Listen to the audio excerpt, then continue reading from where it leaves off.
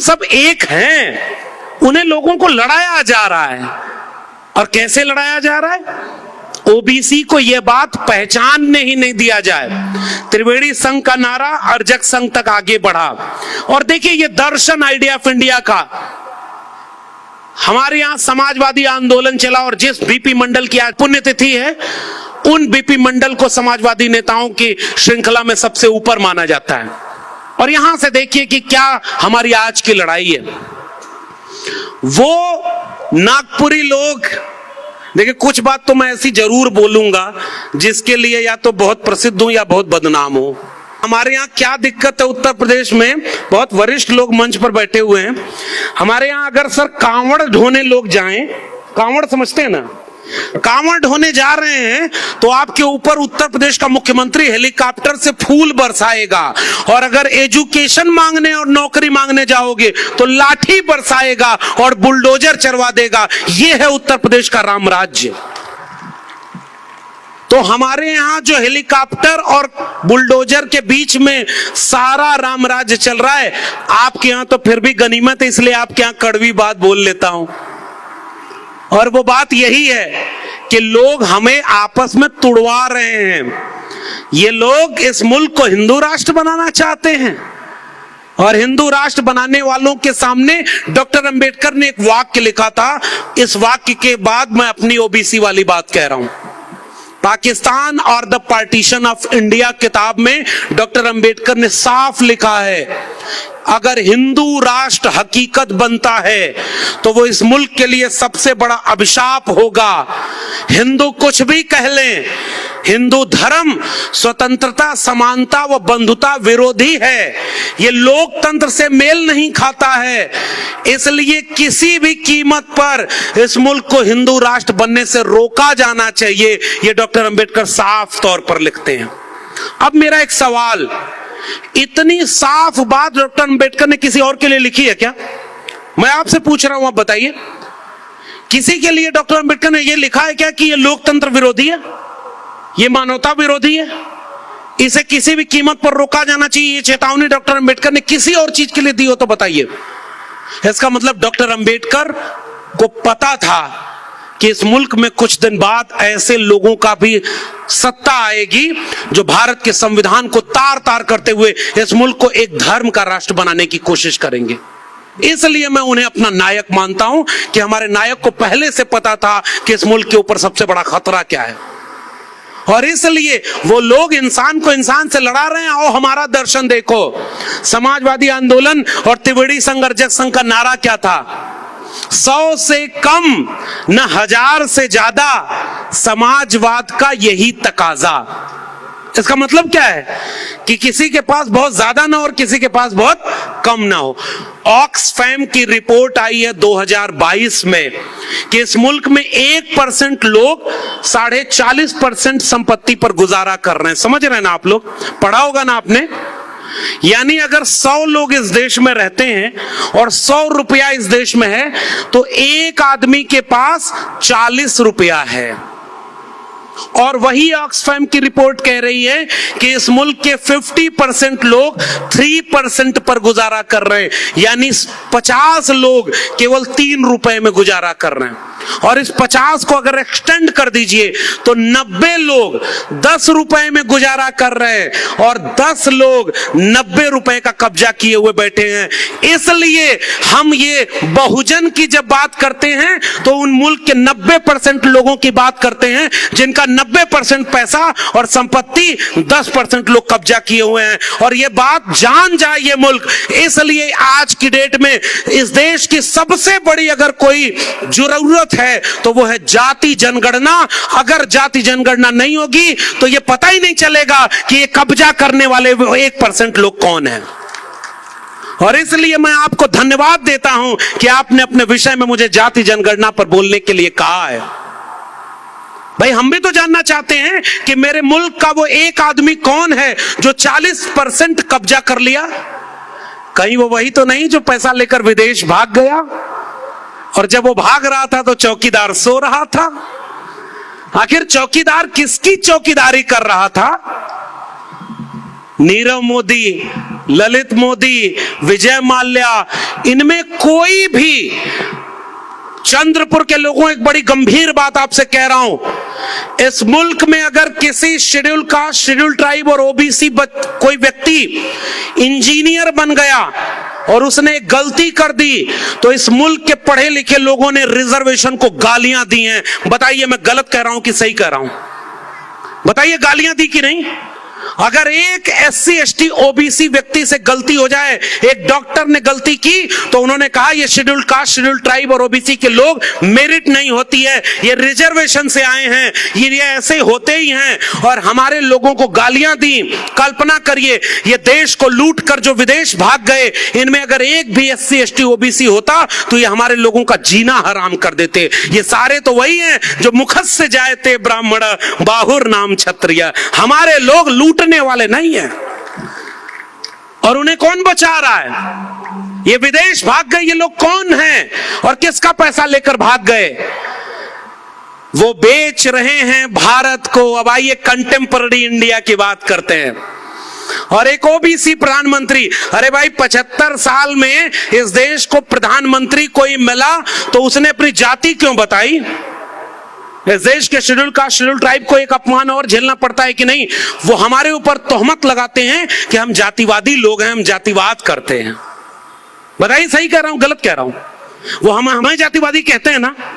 ये बताओ कि गुजरात का मुख्यमंत्री रहने तक तुमने अपनी जाति नहीं बताई थी ना, और जब तुम्हें प्रधानमंत्री बनना हुआ तो दोनों हाथ फैलाकर कहे कि मैं ओबीसी मां का बेटा हूं, मुझे ओबीसी लोगों वोट दे दो, और ओबीसी लोग कहे कि अरे बेचारा चाय बेचने वाला, अब इसको हम प्रधानमंत्री बनाएंगे।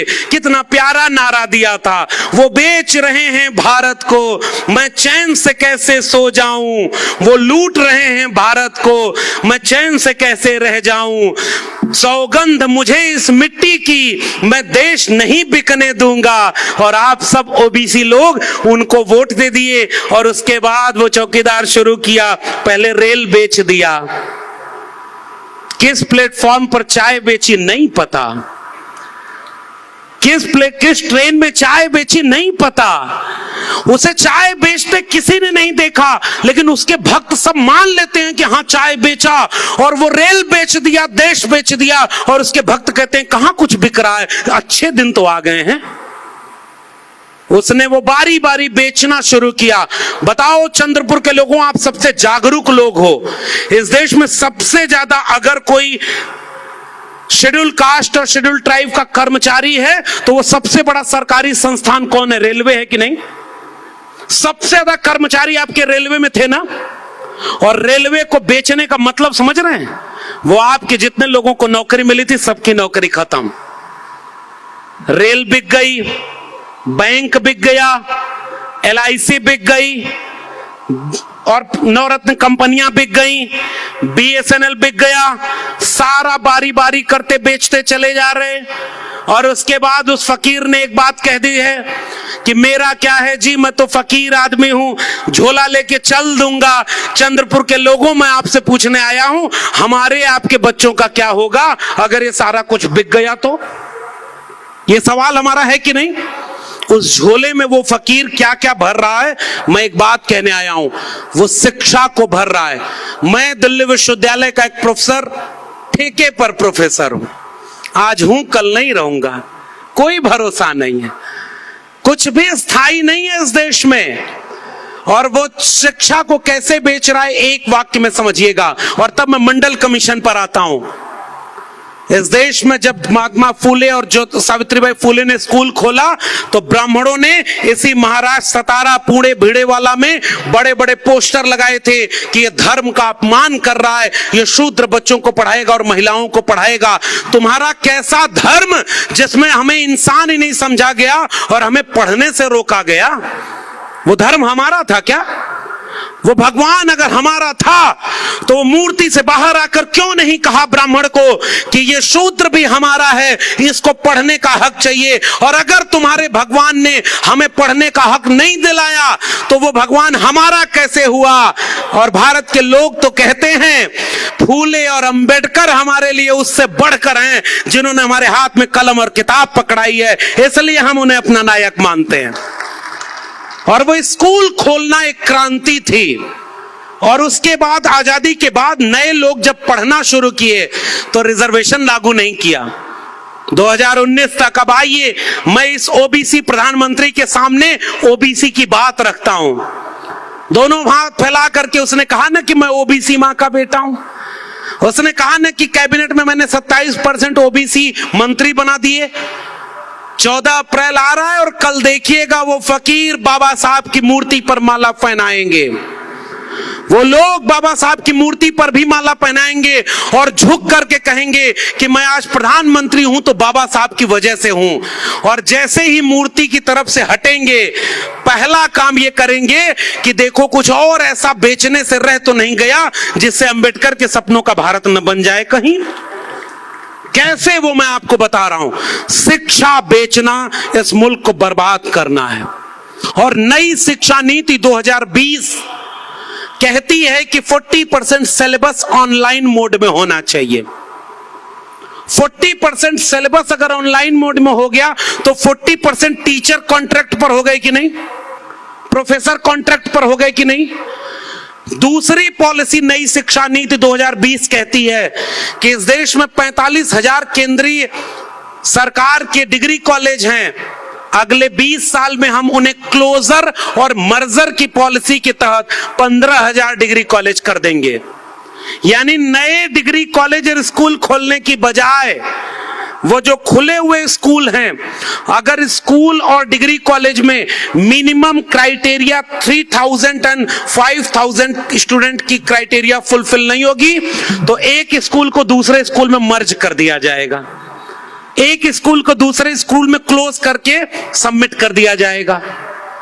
तो आपके बच्चों की शिक्षा के लिए नए स्कूल और विश्वविद्यालय चाहिए थे, वो शौचालय और देवालय बनवा रहे हैं। ये बताइए किसके सपनों का भारत बना रहे हैं।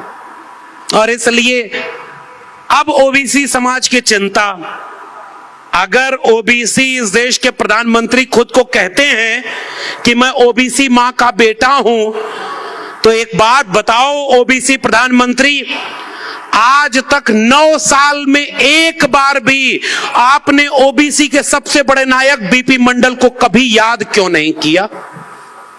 और बीपी मंडल को याद करने का मतलब अब मैं आपको समझा रहा हूं।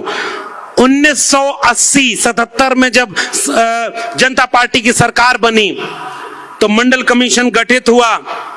80 में रिपोर्ट सबमिट हुई और मंडल कमीशन की रिपोर्ट 90 में जाकर लागू हुई।